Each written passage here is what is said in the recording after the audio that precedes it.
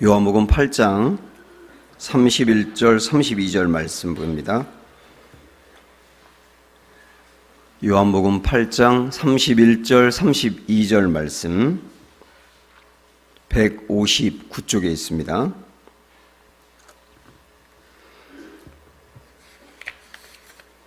네, 31절 32절 우리 다 같이 읽을까요? 그러므로 예수께서 자기를 믿는 유대인들에게 이르시되 너희가 내 말에 거하면 참으로 내 제자가 되고 진리를 알지니 진리가 너희를 자유롭게 하리라. 아멘. 멜 깁슨하고 소피 마르소하고 주연으로 나왔던 브레이브 하트라고 하는 영화가 있었습니다. 혹시 여러분 보셨어요? 이 영화는 스코틀랜드 사람들이 잉글랜드로부터 그 자유와 독립을 위해서 싸우는 그런 영화인데, 거기에 이제 주인공인 멜 깁슨이 독립운동을 하다가 이제 역량이 부족해서 잡히게 되고 사형을 받게 됩니다. 근데 그때 마지막으로 한 번 더 기회를 주면서 여기서 독립운동을 안 하겠다고 이야기하면 살려주겠다, 그렇게 이야기합니다. 그때 잠시 침묵이 흐른 다음에 멜 깁슨이, 이게 마지막 이제 하이라이트인데, 그때 큰 소리로 프리덤! 그러고 외쳐요. 나는 자유를 선택하겠다. 그리고 결국 죽습니다. 그 영화는 굉장히 마지막 부분이 감동적인데, 그 영화가 우리에게 주는 어떤 도전이나 생각이 뭐냐면, 자유라고 하는 게 얼마나 중요하냐. 이 자유라고 하는 것은 목숨을 내걸고도 얻을 수 있는 가치가 있는 것이다, 그런 이야기를 하고 있는 거거든요. 몇 년 전에 그 중국에 신장 우이그루족들이 있어요. 그분들이 이제 원래 이제 한족들하고 다른데 그들이 중국으로부터 끊임없는 독립운동을 하거든요. 우리에게 자유를 달라, 독립시켜 달라, 그러면서 운동을 벌이고 있는데, 중국의 공안들이 가서 사람들 잡아들이면서 죽였는데 200명이 넘는 사람이 죽었거든요. 그러면서도 포기하지 않고 독립을 외치고 있어요. 이거는 뭐 우리나라 옛날에 일제 그 강점기에도 그랬던 것이고, 독립운동을 했을 때도 뿐만 아니라 민주화 운동을 할 때도, 독재로부터 우리가 좀 벗어나게 해달라 할 때도 그렇게 외쳤지 않습니까? 목숨을 걸고 말이죠. 그만큼 자유가 중요하다는 거예요. 그러면 이렇게 자유가 정말 중요한데, 우리 주님이 우리에게 말씀하시는 가장 중요한 자유는 뭐냐 하는 걸 생각을 해보셔야 돼요. 우리 예수님이 2000년 전에 이스라엘 땅에 오셨을 때는 이스라엘이 로마로부터 정복을 당하고 지배를 받았습니다. 그래서 유대인들은 자유가 없었거든요. 그래서 많은 독립투사들, 젤로땅 같은 사람들이 그 로마로부터 독립을 하기 위해서 자유를 달라고 운동을 벌였어요. 목숨을 걸고. 근데 우리 주님은 거기에 가담하지 않았어요. 거기에 가담하지 않고 나라를 로마로부터 독립시키는 거에 대해서 주님이 적극적으로 가담하지 않았다고요. 그게 불필요하다는 얘기는 아닙니다만은, 우리 주님이 주려고 했던 궁극적인 자유는 그것만은 아니었다는 거예요. 더 깊은 차원의 주님이 주려고 한 자유가 있었다는 거죠.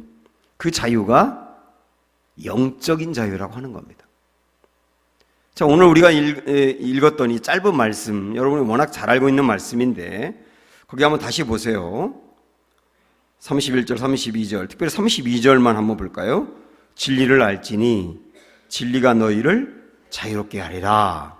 진리가 너희를 자유하게 하리라, 자유롭게 하리라, 이렇게 이제 나와 있는데, 이 말씀이 어떤 의미일까라고 하는 게 중요하죠. 사실 이게 연세대학교 가면은 큰 돌에다가 이렇게 새겨놨잖아요. 연세대 학생들은 이 진짜 의미를 알까요? 최집사님 알까요? 최집사님 연대를 나왔는데 학생들은 진짜 알까? 이런 생각을 해봐요. 진짜 진리가 너희를 자유케 한다는 그 의미가 뭔지 알까? 그럼 우리 주님이 진리가 너희를 자유케 한다라고 이렇게 말씀하셨는데, 여기서 진리가 너희를 자유케 한다는 뜻이 뭐냐? 죄로부터 자유케 한다는 뜻이에요. 그래서 영적인 자유를 말하는 겁니다. 우리 주님은 사케오를 만나서 그의 집에 신방을 가가지고 그와 함께 말씀을 나누면서 그가 예수님을 영접하고 그랬을 때 인자가 온 것은 잃어버린 자를 찾아 구원하려 합니다. 그 다음에 의인보다도 죄인을 찾으러 이 땅에 왔다. 이렇게 말씀하셨거든요. 그러니까 우리 주님이 이 땅에 오신 궁극적인 목적을 죄인들을 구원해내는 것, 다시 말하면 죄인들에게 자유를 주기 위해서 이 땅에 오셨다는 거예요. 이게 우리 예수님이 이 땅에 오신 목적입니다. 그래서 우리가 예수님을 믿어서 구원을 받는다라고 말하는 게 이제 죄로부터 벗어난 것을 말하는데, 여기서 죄로부터 자유를 얻는다라고 하는 것은 또 두 가지 의미가 있어요. 첫째는 죄 용서를 받는다는 의미가 있고, 또 하나는 죄의 권세로부터 벗어난다는 의미가 있습니다. 조금 이게 필요하기 때문에 제가 교리를 말씀을 드리면요, 우리가 예수님을 믿어서 구원받는다 그러잖아요. 구원받는다고 하는 것은 우리가 두 가지가 이루어졌다는 거예요. 하나는 칭의가 이루어지고 또 하나는 중생이 이루어졌다는 뜻입니다. 칭의와 중생 두 가지가 이루어졌다는 게 구원받았다는 뜻이거든요. 교리적으로 보면 칭의라고 하는 말은 의롭다 여김을 받는다는 뜻이에요. 그래서 왜 의롭다고 여김을 받느냐 하면 죄의 문제가 해결되었기 때문에 의롭다고 하는 겁니다. 그래서 칭의가 이루어졌다 그 말은 죄의 문제를 해결해 주었다라고 하는 뜻입니다. 조금 더 구체적으로 말씀을 드리면 죄 문제를 해결했다고 하는 말은 그동안에 지었던 죄가 용서를 받았고, 죄만 용서받은 것이 아니라 죄로 인해서 받아야 될 형벌도 사라졌다, 그런 의미가 있어요. 예수님이 십자가에서 죄를 뒤집어 썼고 그 다음에 우리가 죄 때문에 받아야 될 형벌을 대신 예수님이 받았기 때문에 이 죄와 죄의 형벌로부터 벗어난 것을 뭐라고 말하냐면 칭의라고 말하는 거예요. 중생이라고 하는 것은 뭐냐면 우리가 거듭났다라고 말하는 거거든요. 우리 영이 새 사람으로 거듭났다. 옛사람은 죽었고 새로운 사람으로 다시 태어났다. 그걸 중생 거듭났다고 말하지 않습니까? 그 중생하고 거듭난 그 사람은 이제는 죄에 끌려다니지 아니하며 죄를 이기고 죄를 정복할 수 있는 사람이 되었다는 뜻이에요. 이게 죄의 권세로부터 벗어났다는 뜻입니다. 다시 한번 정리하면 구원받았다는 말은 칭의와 중생이 이루어졌다는 뜻인데, 칭의라고 하는 말은 죄의 문제가 해결되었고 그래서 죄와 죄의 형벌로부터 벗어났다는 뜻이다. 또 하나는 중생인데, 중생은 새로 거듭난 것을 말하는데 이것은 죄의 권세로부터 벗어났다는 뜻이다. 이게 합쳐진 게 구원이라고 해요. 주님은 바로 이렇게 죄로부터 우리를 온전히 벗어나게 하는 것, 이걸 자유라고 말씀하신 겁니다. 조금 더 구체적으로 볼까요? 먼저 죄로부터 자유를 얻는다. 이 죄로부터 용서함을 받는다는 뜻인데, 이게 왜 중요하냐면 죄라고 하는 것은 가장 근본적으로 우리를 구원받지 못하도록, 구원을 잃어버리도록 하는 가장 중요한 원인이 되는 거예요. 그래서 우리가 구원을 받지 못하고 태어나면서부터 구원이 없는 상태로 태어나는 것은 이 원죄 때문입니다. 죄는 구원을 막고 있거든요.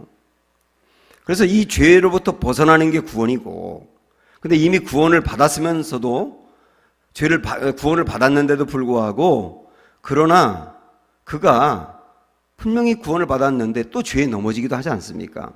그러면 그 다음에 마음의 평강을 잃어버리게 되고, 하나님이 우리에게 내려주시는 각양 좋은 은사와 선물들을 차단하게 되고, 그 다음에 우리를 죄책감에 눌리게 해요. 그래서 죄는 우리를 부자유하게 합니다. 이미 분명히 구원을 받았으면서도 죄에 넘어지게 되면 이 마음에 이런 평강을 잃어버리는 거, 그 다음에 죄책감에 눌려 있는 거, 그 다음에 하나님이 내게 주시는 선물이 차단되는 것, 이런 것들을 전부 다 부자유라고 말한다고요.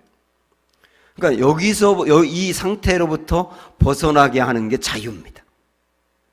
근데 그 자유는 어떻게 이루어지느냐? 우리 주님이 아까 우리 읽었던 말씀에서도 진리를 알지니 진리가 너희를 자유롭게 하리라 이렇게 했지 않습니까? 그러면 여러분이 말씀하세요.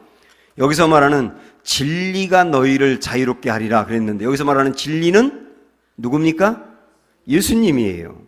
자유한다는 것은 죄로부터 자유한다는 뜻이에요. 그래서 이 말씀을 진리가 너희를 자유롭게 하리라 라고 하는 말씀을 조금 부연해 말씀드리면 예수님이 우리를 죄로부터 자유하게 하리라 이 말씀이라고요. 이 본문의 말씀은. 그게 결국은 우리를 자유하게 하시는 분은 주님이시다 그 얘기죠. 영적으로 자유하게 하시는 분은 주님이시다. 그래서 36절로도 한번 가보실까요? 오늘 말씀 36절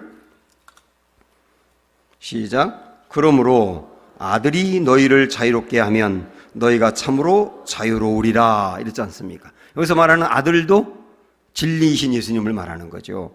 예수님이 너희를 자유롭게 하면 자유로워진다는 거예요. 그러니까 우리를 영적으로 자유롭게 하시는 분은 누구라고요? 예수님이라고요. 분명히 이렇게 나와 있지 않습니까? 그래서 예수 그리스도를 구주로 믿는 사람은 죄로부터 벗어났고 죄의 형벌로부터 이미 벗어났다는 것을 믿으십시오. 여기서 우리는 죄로부터 자유함을 얻은 거예요. 그런데 이건 우리가 너무나 잘 알고 있는 말씀인데, 그런데 예수님이 나의 모든 죄를 사해 주셨다. 그래서 내가 죄로부터 자유하게 되었다. 이게 굉장히 중요한데도 불구하고 이것을 잘 믿음으로 받아들이지 못하는 사람들이 있어요. 이게 문제거든요, 결국은. 그래서 믿음으로 받아들이지 못하다 보니까 근본적으로 나의 죄가 사함 받지 못했다고 생각하는 사람에게는 구원이 임하지 않는 것이고, 또 이미 구원을 받았던 상태에서 죄를 짓더라도 예수님이 나의 죄를 사하셨다는 걸 믿지 못하면 끊임없는 죄책감에 눌려 있게 돼 있어요. 그래서 죄책감에 눌려 있다 보면 내게 조금이라도 불행한 일이 생기면 이전에 그 죄 때문이야. 꼭 그렇게 연결을 한단 말이죠. 그래서 이 죄책감이 그 사람을 확 죄가지고 거기서 헤어나오지 못하게 만드는 거예요. 그래서 이 예수님이 나의 죄를 사하셨다는 이 아주 중요한 진리를 우리가 마음으로 믿고 받아들이고 자유해야 되는데 이게 안 된단 말이죠. 어떤 사람에게는. 왜 그럴지를 한번 근본적으로 생각해 봐야 됩니다. 왜 그럴까? 사도행전 14장으로 한번 가보세요.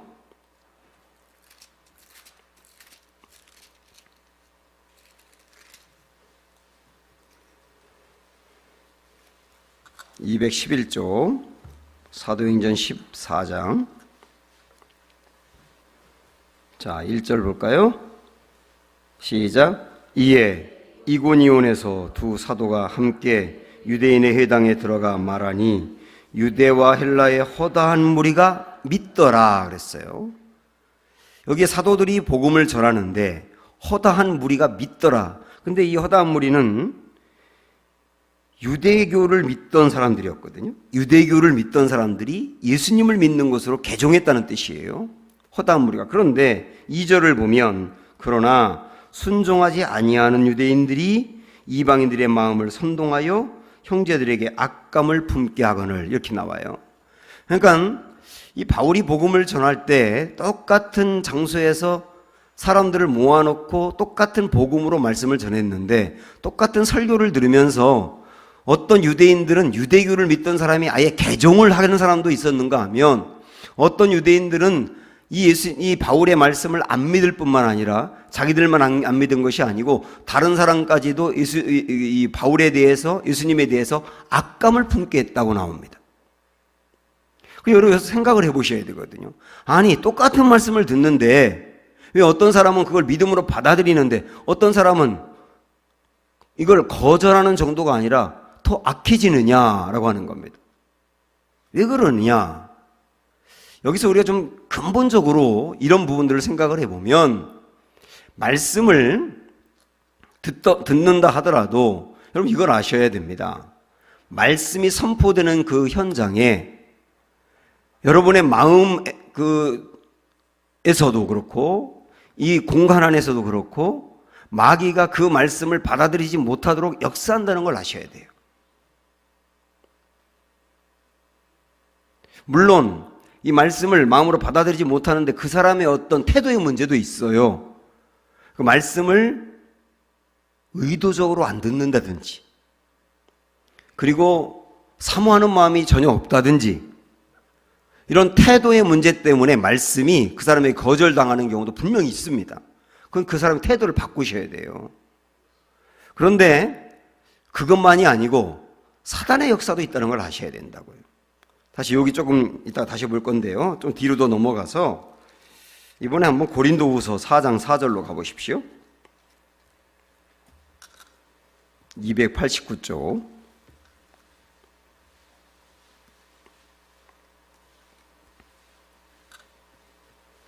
(289쪽) 고린도후서 4장 4절 말씀.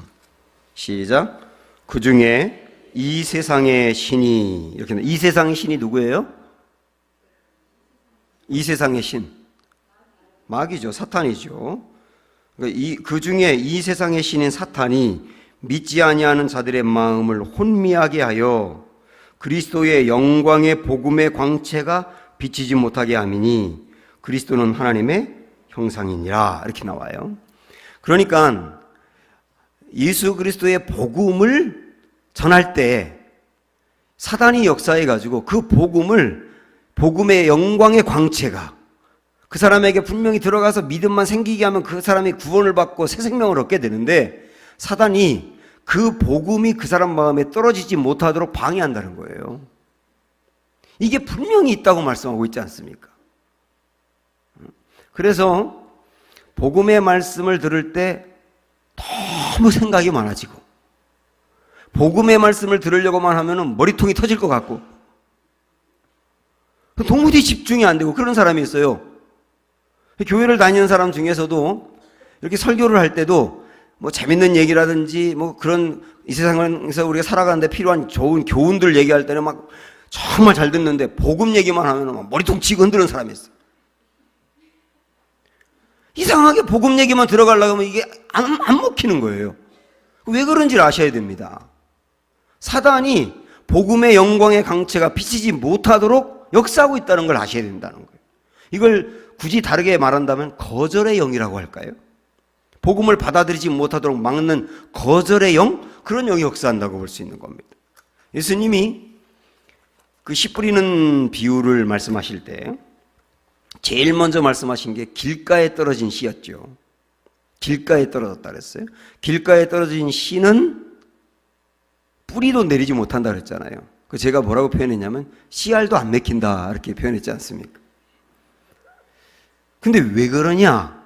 예수님이 씨 뿌리는 비유를 말씀하시고 그것에 대해서 해석을 하실 때 씨가 뿌려지면, 여기서 말하는 씨는 복음이지 않습니까? 복음이 뿌려졌을 때 새들이 와서 쪼아 먹었다 그랬어요. 그러면서 이 새는 누구라 그랬어요? 네? 새는 사단이라 그랬어요. 우리 예수님 말씀이. 그러니까 말씀이 떨어질 때 사단이 그 사람의 마음에 아예 뿌리도 내리지 못하도록 쪼아 먹을 수 있다는 거예요. 그게 아까 우리가 봤던 고린도서 4장 4절의 말씀하고 똑같은 거 아닙니까? 이런 일들이 얼마든지 있을 수 있다. 그래서 말씀이 그 속으로 들어가지 못하도록 사단이 역사하는 거다. 우리가 이걸 아셔야 된다고요. 그래서 말씀을 들을 때도 사단이 그렇게 역사할 수 있음을 알고 대비하며 기도하셔야 되고, 사단이 내게 떨어지는 말씀을 빼앗지 아니하도록 우리가 주님께 간구해야 되고, 이것도 또 하나의 영적 전쟁이라고 한다면 그러지 못하도록 사단을 막아서야 되는 거고 필요한 거예요.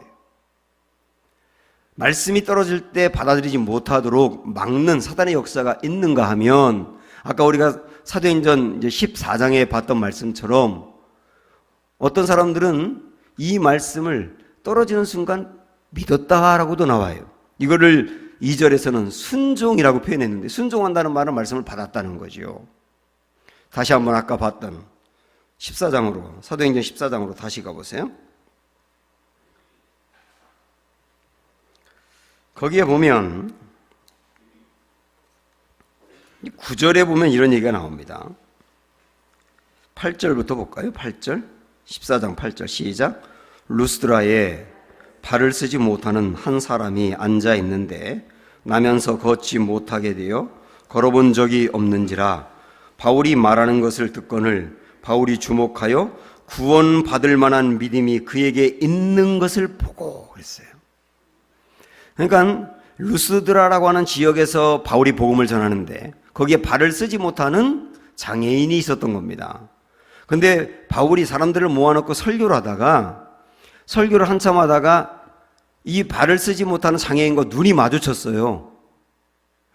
근데 눈이 딱 마주치는 순간 그때 어떤 영적인 감각으로 바울이 이 사람 안에 이 말씀을 믿음으로 받는구나 하는 것을 알게 된 겁니다.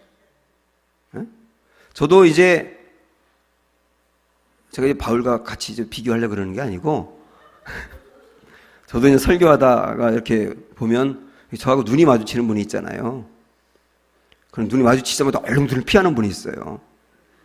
근데 어떤 분은 이 전해지면서 딱 그분의 눈과 마주쳤을 때 그 말씀을 받는 분이 있어요. 그 말씀을 받는 거죠. 그 말씀을 떨어지는 말씀을 받는 거죠. 근데 여기에 이 안진뱅이 이분, 이 장애인 이분이 그 바울이 선포하는 말씀을 마음으로 받으면서 믿음이 있는 걸 보았다 그랬어요. 여기서 말하는 여기 믿음은 자기의 육체가 나을 거라고 하는 믿음이었어요. 그래서 이 사람이 구원을 받았다는 말은 영원히 구원받았다는 뜻이 아니고 육체가 나았다는 뜻이에요. 이 성경에는 신약 성경에서 구원받았다 그러면 영혼의 구원도 이야기하지만 육체의 병이 나은 것도 구원받았다고 표현하는 것이 많이 나옵니다. 여기서는 이 사람이 육체가 나았다는 것인데 바울이 어떤 설교를 할 때 이 사람이 설교를 들으면서 내 병이 고침을 받겠구나 하는 믿음이 생겼다는 거예요. 이 믿음이 순종하는 믿음인 거죠. 순종하는 믿음이 생겼을 때 이 사람 낫지 않았습니까? 제가 이전에 군목을 할 때도 유방암에 걸린 그 분이 있었는데 그분이 이제 암에 걸리면서 제가 목회하는 군대 교회를 나오게 됐는데 이분이 정말 열심히 이제 새벽에도 나와서 기도하고 그러면서 매달리더라고요. 그러다가 이 군대에서 6.25 때가 되면 6.25 상기 구국성회라 그래서 군종들이나 군인 이제 가족들이나 이런 사람들 모아놓고 오살리기도원에서 집회를 합니다. 어마어마하게 많은 사람들이 모여요. 거기에 제가 이분을 함께 데리고 갔어요. 근데 그날 이제 그 조용기 목사님이 그날 설교를 했는데 그날 치유에 대해서 설교를 하더라고요. 근데 이분이 앞자리에서 그 설교를 들었는데 끝나고 이제 교회로 돌아가면서 저한테 뭐라 그러냐면 오늘 조용기 목사님 설교하는데 자기 안에 내 병이 나았다는 믿음이 너무 강하게 생겼다는 거예요. 근데 그 다음에 실질적으로 병원에 갔더니 이 암이 없어졌다는 거예요. 근데 그분이 나았거든요. 실질적으로. 그런 일들이 있을 수 있는 거잖아요. 그러니까 이분 안에도 하나님의 말씀이 떨어질 때 그 말씀이 내 마음에 떨어지는 순간 믿음으로 받는 분이 있었다는 거예요. 이게 순종의 영이 있는 분입니다. 순종의 영이. 그럼 여기서 우리가 중요하게 생각할 것은 내 마음에 떨어지는 말씀을 거절하는 사람도 있고 그 말씀을 믿음으로 받는 사람도 있다 그랬어요. 이 믿음으로 받아야 죄로부터 벗어나게 되고 자유함을 누리게 되는데 이게 어떻게 하면 우리가 순종하는 믿음을 가질 수 있겠느냐는 거죠. 그것을 조금만 이따가 말씀드리겠습니다. 왜냐하면 중요한 거는 뒤에 끝날 때쯤에 나오거든요. 자, 그 다음에 이번에는 또 하나 죄로부터 벗어난다라고 하는 것이 죄와 죄의 형벌로부터 벗어나서 용서받는다는 의미, 죄로부터 자유한다는 게 말이죠. 그런 의미도 있다고 지금까지 말씀드렸고 또 하나 죄로부터 자유한다라고 하는 말은 아까 뭐라고 그랬어요? 두 번째가 죄의 권세로부터 벗어난다 그랬어요. 이 죄의 권세로부터 벗어난다는 게 이게 또 왜 중요하냐면 자 보십시오. 어떤 분이 죄를 졌어요. 근데 하나님께 회개하고 용서를 받았어요. 그래서 자유함을 얻었어요. 그런데 또 그 죄에 또 금방 넘어져 버려요. 또 회개하고 용서함 받았어요. 자유했어요. 근데 또 넘어지는 거예요. 그 일이 계속 반복적으로 이루어지게 되면 이게 근본적인 자유는 아니지 않습니까? 그렇지 않습니까? 이건 죄의 권세가 여전히 그를 지배하는 상태라고도 볼 수 있잖아요. 그래서 죄의 권세로부터 벗어난다는 말은 다르게 말하면 죄의 세력으로부터 벗어난다는 뜻인데, 죄가 그 사람을 쥐고 흔들어 죄에 빠질 수밖에 없도록 만드는 상태로부터 벗어난다는 뜻입니다. 그걸 다르게 표현하면 죄의 힘을 이긴다 이렇게 표현할 수도 있어요. 그래야 반복적인 죄에 넘어지지 않고 승리하는 거잖아요. 이것도 또 하나의 자유라고 말하는 거예요. 이해하셨겠지만 예를 들어서 다시 말씀드리면, 예를 들어서 어떤 학생이 학교에 가서 항상 힘 있는 어떤 아이 때문에 시달려요. 그 아이가 폭력을 가하고 돈을 뺏고, 그래서 그 아이 때문에 이 학생이 학교 가는 게 정말 싫어요. 그래서 그 아이 때문에 얘는 자유가 없는 거예요, 학교 가는 게. 그러다가 어느 날 학교 갔는데 얘를 매일 괴롭히던 걔가 그날 학교 안 왔어. 그날 자유예요, 안 해요? 자유예요. 그날 자유예요. 그게 근본적인 자유냐고요. 그 다음날 또 오는데 얘가 다시. 자기를 괴롭히는 얘 때문에 자유가 없는데 한바탕 붙었어요. 붙어가지고 깃박지를 물고 막 늘어졌더니 그냥 귀에서 피가 나고 그러면서 얘가 두 손 들어버렸어요. 그래서 그 다음부터는 얘가 얘를 도리어 두려워하는 거예요. 그러면 그 다음부터 얘는 진정한 자유가 오는 거예요. 이 권세로부터 벗어났거든요. 별로 좋지 않은 예를 들어서 죄송합니다만, 이 죄의 권세로부터 벗어난다는 것은 또다시 반복적으로 죄에 넘어지게 하는 그 세력으로부터 벗어난다는 거예요. 이게 굉장히 중요한 거 아닙니까? 이것은 우리가 어떻게 이 죄의 권세로부터 벗어날 수 있느냐? 여러분, 근본적으로 내가 구원을 받았다는 것은 아까 말씀드린 대로 중생했다는 것이기 때문에 죄의 권세로부터 이미 내가 벗어났다는 것을 아셔야 돼요. 다만 구원받았음에도 불구하고 또 죄에 넘어져 버리는 것은 제가 누차에 걸쳐 말씀드렸지만 죄가 잔재가 남아있는 거다. 근본적으로 이 죄가 완전히 심판을 받을 때까지 잔재가 남아있는 거다. 그 잔재가 남아있어서 우리의 육신이 남아있기 때문에 육신을 통하여 죄에 넘어지게 하는 거다. 그러나 우리는 근본적으로는 죄로부터 벗어난 존재가 되었다는 걸 믿는 게 중요해요. 그리고 죄에 넘어졌지 않습니까? 그러면 회개를 하셔야 돼요. 이 회개가 얼마나 중요하냐면, 물론 진실된 회개를 말하는 것이겠지만, 자, 우리 한 번 더 다시 말씀을 찾아볼게요. 이번에 요한 1서, 여러분 잘 아시는 1장 9절로 한번 가보십시오.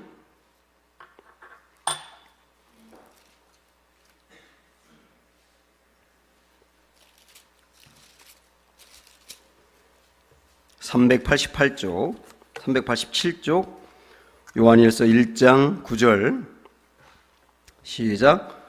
만일 우리가 우리 죄를 자백하면 그는 미쁘시고 의로우사 우리 죄를 사하시며 우리를 모든 불의에서 깨끗하게 하실 것이요. 자, 이 말씀인데 말이죠. 우리가 죄에 넘어졌다가 자백을 한다면 회개를 말하죠. 그러면 두 가지를 말씀합니다. 자백한 사람에게 주시는 은혜, 첫 번째는 우리 죄를 사하신다 그랬어요. 이것은 내가 지은 그 죄를 사한다는 뜻이에요. 내가 거짓말을 했다든지 아니면 혈기를 부려서 누구에게 상처를 주었다든지, 그럼 그 죄 자체를 사하신다는 뜻이에요. 근데 그것만이 아니고 그 다음 보면 뭐라고 표현하고 있냐면 모든 불의에서 깨끗하게 한다 그랬습니다. 이 모든 불의에서 깨끗하게 한다는 말은 자꾸 죄를 짓게 만드는 것으로부터 벗어나게 한다는 뜻이에요. 이걸 다시 말하면 죄의 권세로부터 벗어나게 한다, 이렇게 해석할 수도 있는 겁니다. 그래서 회개라고 하는 것은 단지 그 사람이 지은 죄만 용서받는 것이 아니고 죄의 권세로부터 벗어나게 하는 능력이 있다. 그래서 우리가 죄에 넘어질 때 진실된 회개가 이렇게 중요한 겁니다. 그런데 다시 오늘 말씀으로 와보시면은 우리 주님이 한 단계를 더 말씀해요. 그러니까 오늘 자유와 관련된 말씀을 지금까지 드렸는데, 우리가 죄 용서함을 받고 그 다음에 내가 새롭게 되었다는 것을 마음에 받아들이는 것, 그 순종의 영이라고 아까 말씀드렸지 않습니까? 그리고 죄의 그 세력으로부터 벗어나서 죄를 근본적으로 이기는 것, 어떻게 하면 이런 길들이 더 잘 열릴 수 있는지를 오늘 말씀에서 이야기하고 있다고요. 다시 31절부터 한번 보겠습니다. 32절까지 시작. 그러므로 예수께서 자기를 믿은 유대인들에게 이르시되, 그 다음부터요, 너희가 내 말에 거하면 참으로 내 제자가 되고 진리를 알지니 진리가 너희를 자유롭게 하리라, 이랬습니다. 자, 이 두 말씀이 이렇게 연결되는 것인데, 우리가 봤던 말씀은 진리가 너희를 자유롭게 한다는 것인데, 그 앞에 있는 말씀하고 연결을 해보면 너희가 내 말에 거하면 이라는 것이 이 뒤까지 연결되는 거예요. 우리가 하나님의 말씀에 거하면 주님의 제자가 될 뿐만 아니라 주님이 주시는 진리를 진정으로 얻는다는 거예요. 진정한 자유함을 말이죠. 그럼 여기서 내 말에 거한다는 게 뭐냐? 이게 추상적인 말이지 않습니까? 내 말에 거한다는 말이. 그 내 말에 거한다는 말을 영어 성경으로 보면 이렇게 나와 있어요. If you hold to my teaching, 이렇게 나와 있습니다. 만일 당신이 나의 가르침을 붙잡는다면이에요. 주님이 주신 말씀을 붙잡으면, 그게 내 말에 거하면 이란 뜻입니다. 붙잡는다는 말을 한번 생각을 해보세요. 만약에 말이죠, 여러분이 어떤 사람과 대화를 하는데 그 사람과 참 차를 마시면서 여러 가지 대화를 하는데 참 좋은 말을 많이 해요. 그때 그분이 했던 말 중에 내 마음에 딱 들어오는 말이 있을 수 있죠. 근본적으로 나에게 많은 깨달음을 주고 내가 안고 있는 문제에 대해서 좀 해답을 줄 수 있는 어떤 말을 그 사람이 했다고 할 때 그게 내 마음에 딱 떨어지면 잊혀지지 않지 않습니까? 근데 그 말을 들으면서 참 좋다 하고 끝나는 정도가 아니고 그 사람이 했던 말을 묵상을 하는 거예요. 그리고 자꾸 그 이야기대로 해보려고 하는 거예요. 적용한다는 얘기죠.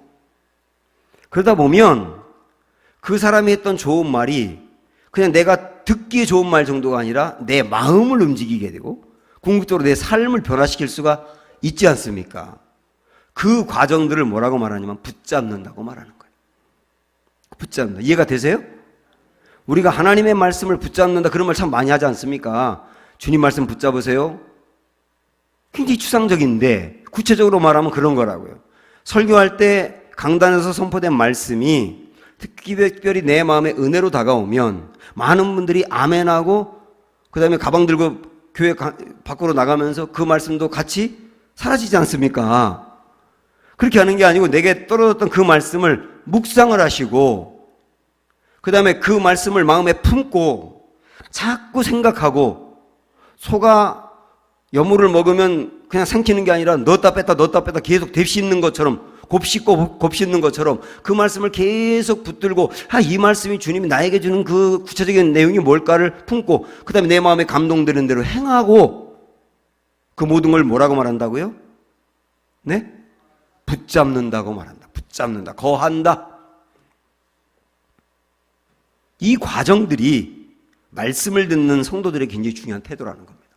그럴 때 말씀이 나에게 훨씬 더 믿어지는 역사가 있고, 그 다음에 죄와 관련된다면 죄를 더 강력하게 이겨낼 수 있는 권세를 얻을 수 있는 것이고, 그 말씀으로 인하여 생명을 얻는다는 얘기죠. 그래서 말씀이 중요한 거예요. 자, 우리 한 군데만 더 마지막으로 찾아봅니다. 데살로니가전서 2장 13절.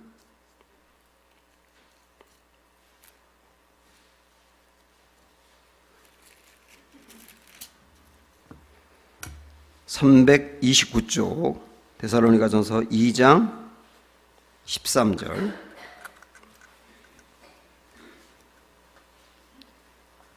시작. 이러므로 우리가 하나님께 끊임없이 감사함은 너희가 우리에게 들은 바 하나님의 말씀을 받을 때에 사람의 말로 받지 아니하고 하나님의 말씀으로 받음이니 진실로 그러하도다.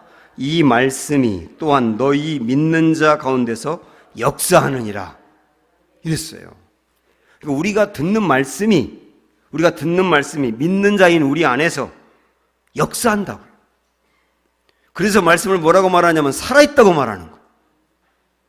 여기에 쓰여있는 이 말씀이 쓰여있는 활자로 글씨로 되어 있는 것이지만 이 말씀은 살아있는 말씀이에요. 이 말씀을 여러분들이 마음으로 받을 때 이 말씀이 여러분에게 역사한다니까요. 우리를 변화시키고 생명을 주고 용기를 주고 힘을 주고 위로를 주고 책망을 주고. 그래서 이렇게 말씀이 중요하다는 거예요. 이 말씀을 이렇게 우리가 마음으로 받아들이고 새기셔서 우리 안에 주님이 주려고 하는 진정한 자유와 큰 은혜가 넘치시기를 주님의 이름으로 축원합니다. 함께 기도합니다. 오늘 우리에게 주셨던 말씀